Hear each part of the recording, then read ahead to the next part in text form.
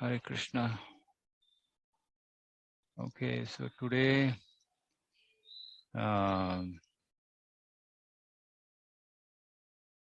you see these beautiful verses, 12.13 onwards.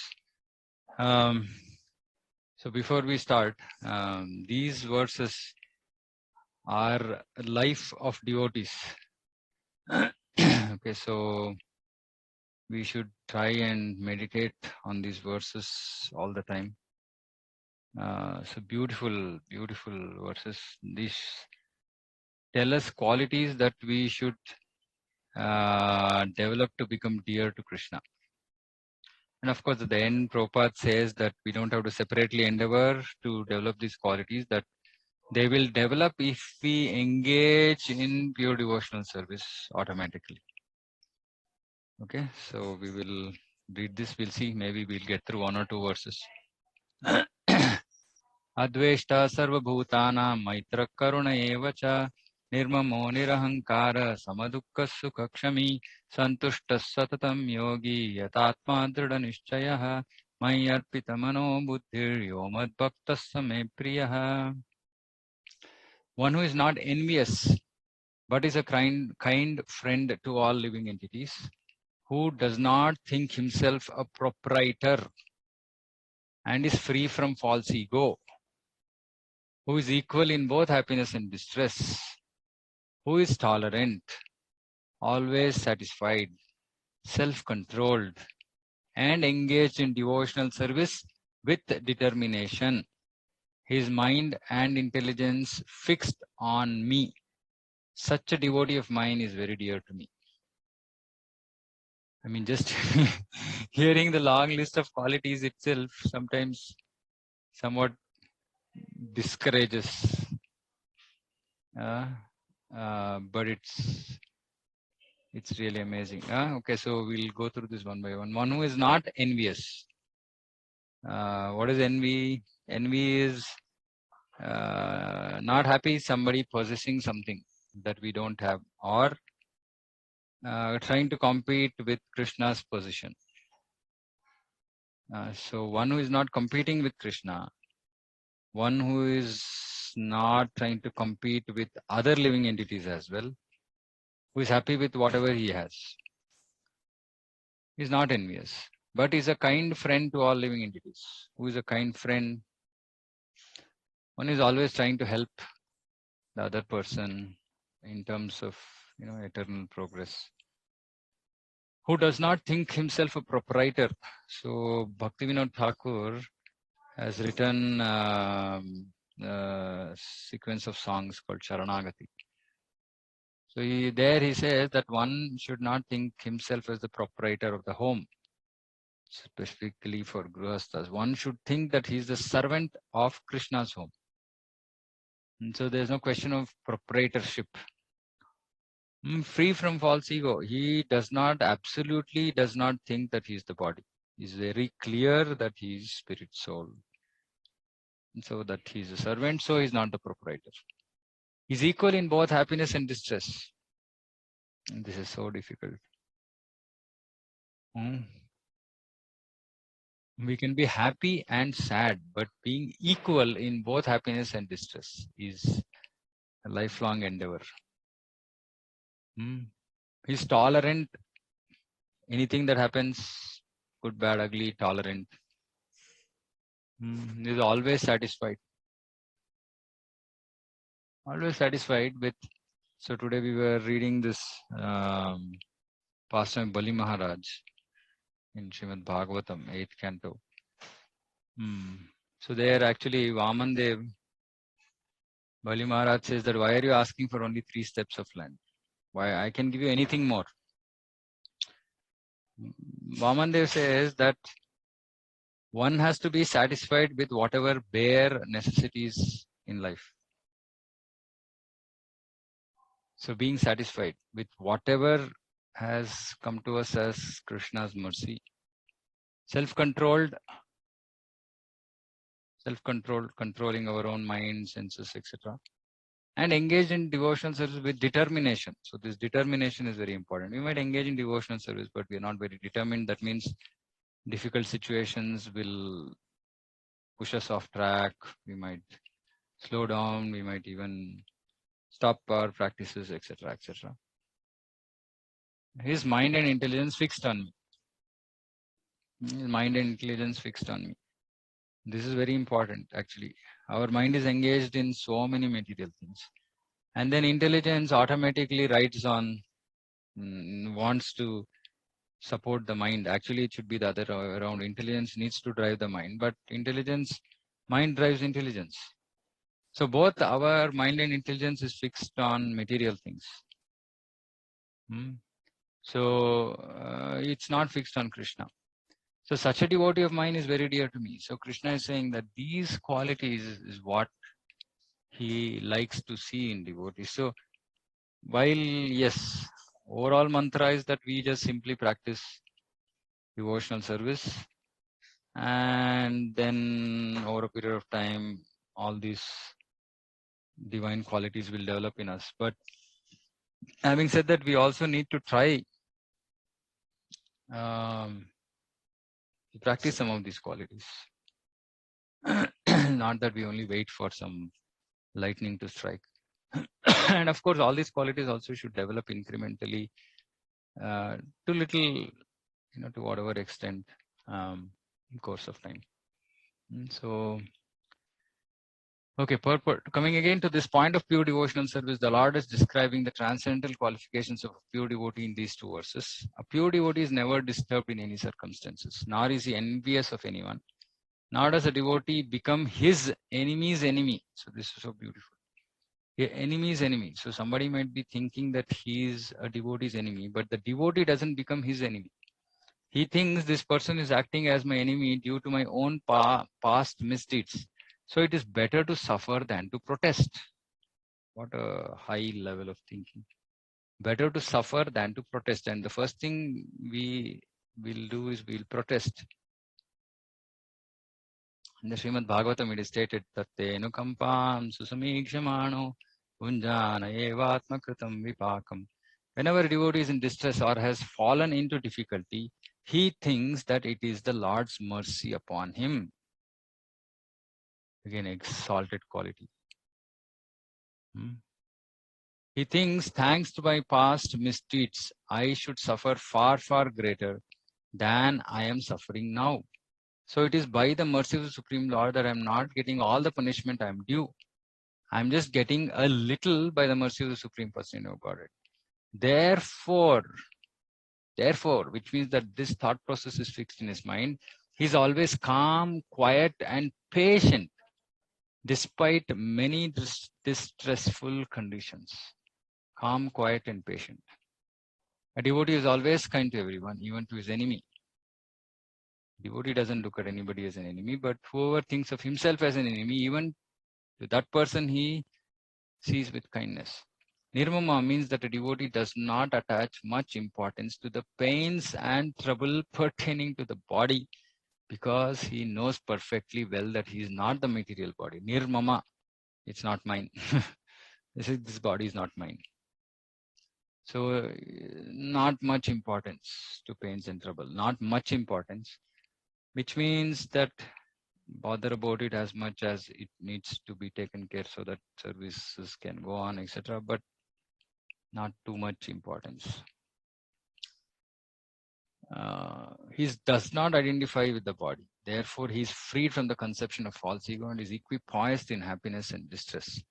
He is tolerant and he is satisfied with whatever comes by the grace of the Supreme Lord.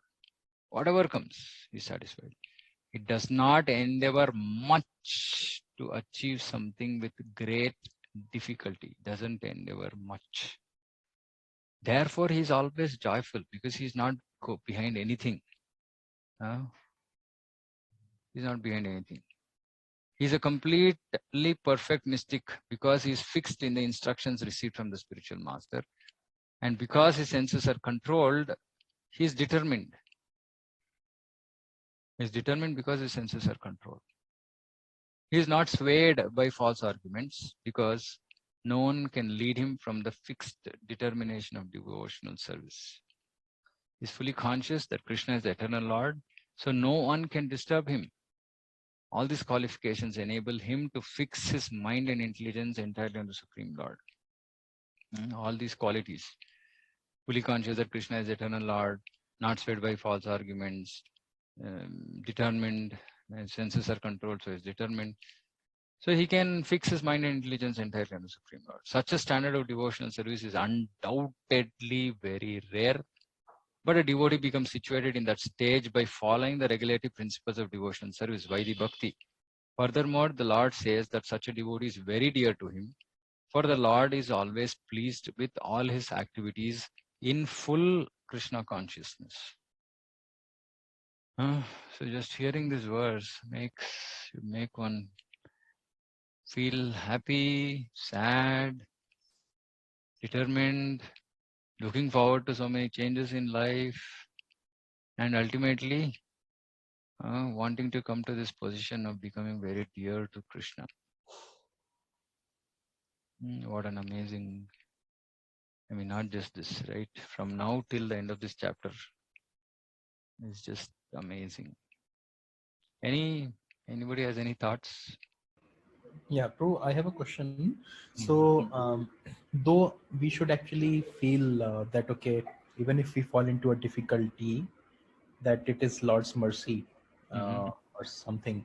And especially if some, What is that, Lord mercy or something? yeah, it's Lord's mercy. That, it's a lesson which Lord is teaching us, right? Okay. Some of that sort. So, but then, let's say if it's difficulty, let's say provided by some devotee or even let's say a relative or somebody, right, close. So should we apply our intelligence to come out of that situation also? Because Prabhupada has also said that intelligence is required, right, to all his devotees. I think in his last No, intelligence is required. As in, see, if we are in some difficulty, we should try to get out of it. But in first chapter of Krishna book, only Krishna, like Prabhupada says, Vasudeva tried to, he tried his intelligence, right? Because Kamsa was about to kill Devaki. It's not like he was just sitting saying that, okay, Lord's desire. So whenever there is difficulty, yes, we should do whatever is required to overcome the difficulty. It's a very exalted, pure devotees like Srila Prabhupada who, one Srila Prabhupada had some tooth prop. His gums had, swollen, or some pus was formed in his mouth or something, and he just said, "No, it's okay. I'm not going to go to any doctor. It'll just go by itself." And he did his own medication because he was a chemist previously. So he mixed some sodium plus something, blah, and he applied. And then over a period of time, it went. And he just tolerated the pain. Now, so it depends. If we can simply tolerate and not bother about it, then it's fine. But we should be true to our position. We should not try to imitate somebody else. So this is not a process of anukarana. It's not a process of imitation. It's a process of following in the footsteps. So which means that if not today, tomorrow, okay, maybe I should get there, right? Get to that state. But not artificially beyond our current ability. We shouldn't try to imitate somebody. But absolutely we should use our intelligence, because see, everything is, what is Krishna consciousness? Krishna consciousness means everything we see Krishna. Okay, everything we see Krishna. Okay, if Krishna is given, there's a situation that has got created, but it's affecting seva, then that's also not acceptable. So then we try to overcome. But if we are not able to overcome, then we again see Krishna in that also, saying that, okay, Krishna doesn't want me to overcome this. Okay, I do endeavor. Like Prabhupada says here, not endeavor too much to achieve anything. You should endeavor. And that line, where to endeavor, what is over endeavor, depends on individual devotees as well. Absolutely, we should use our intelligence. okay, so if we have a capacity to suffer, then basically we should think that it's better to suffer than to protest. But if we are not able to bear the pain, and it is maybe possible to some extent to come out of this, it is okay to try for that. Yeah, like for example, I mean, once I heard Guru Maharaj saying that, okay, body is troubling. Let me do whatever it takes to fix the body so that I can serve Prabhupada nicely. And now, so, but having said that, I mean, if it is something that he has to suffer, he will just suffer and just tolerate the pain like that, right? So we see these things are very individualistic in the sense depends from devotee to devotee. But the bottom line is that we should not be attached to our situation. That's the overall thing. Crux is not whether we are reacting or not reacting. Crux is we are not attached to our problem, attached to our body, attached to material things. That is the bottom. That needs to be the bottom line. Whether we act, not act, it depends, right? Somebody wants to act, he will act, but still he should not be attached to his body. Somebody is so detached that he doesn't have to act, and he's not still attached to this body or his situation. We should see Krishna in everything, and if it is affecting your service, then absolutely we should try. Yes, bro. Okay. Any other thoughts? Because it's a very important 2 verses.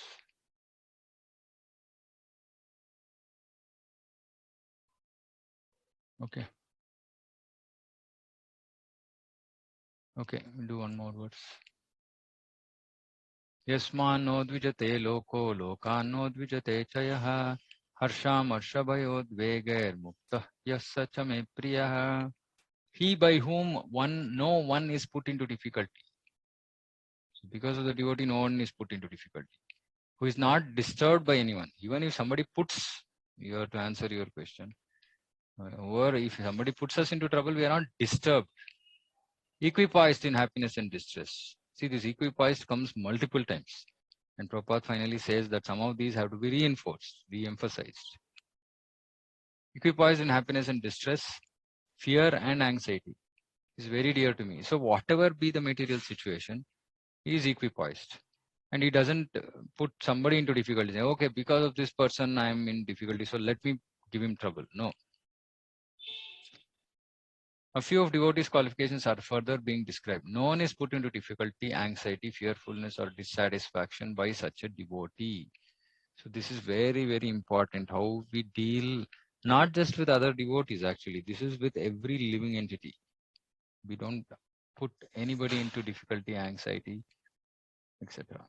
Since a devotee is kind to everyone, he does not act in such a way as to put others into anxiety. At the same time, if others try to put a devotee into anxiety, he is not disturbed.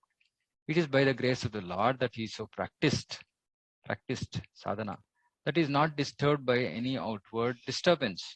Actually, because a devotee is always engrossed in Krishna consciousness and engaged in devotional service, such material circumstances cannot move him because he is engaged in devotional service. Generally, a materialistic person becomes very happy when there is something for his sense gratification and his body. But when he sees that the others have something for their sense gratification and he hasn't, he's sorry and envious. When he's expecting some retaliation from an enemy, he's in a state of fear. And when he cannot successfully execute something, he becomes dejected. A devotee who is always transcendental to all these disturbances is very dear to Krishna.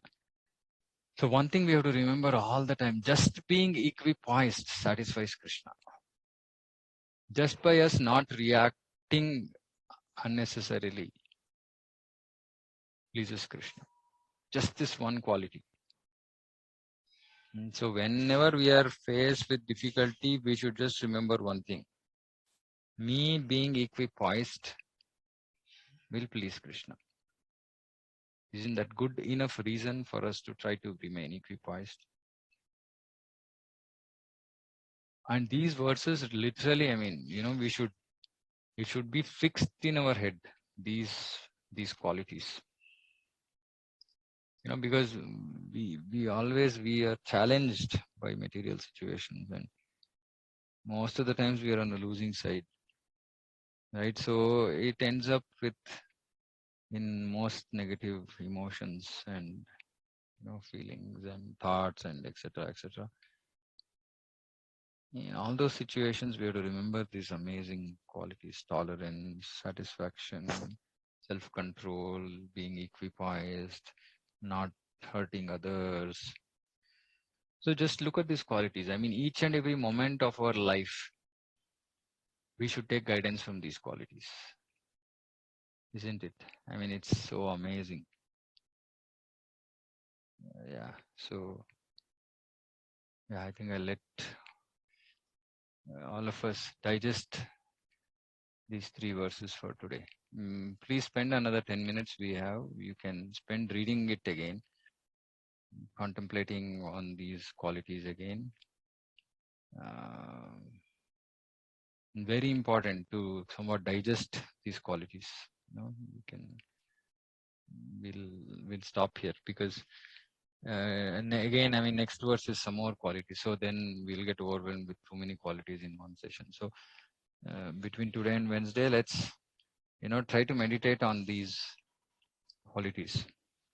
Very, very important. Very, very, very important. And please remember, this is not just in relationship with devotee. It is in relationship with every living entity. Every living entity, especially human beings,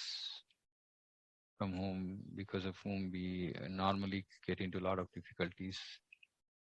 Any living entity, be it devotee, non-devotee, etc. And devotee, of course, there should be a lot more considerations. So let's meditate on this. Any questions I can try to answer, otherwise we'll close.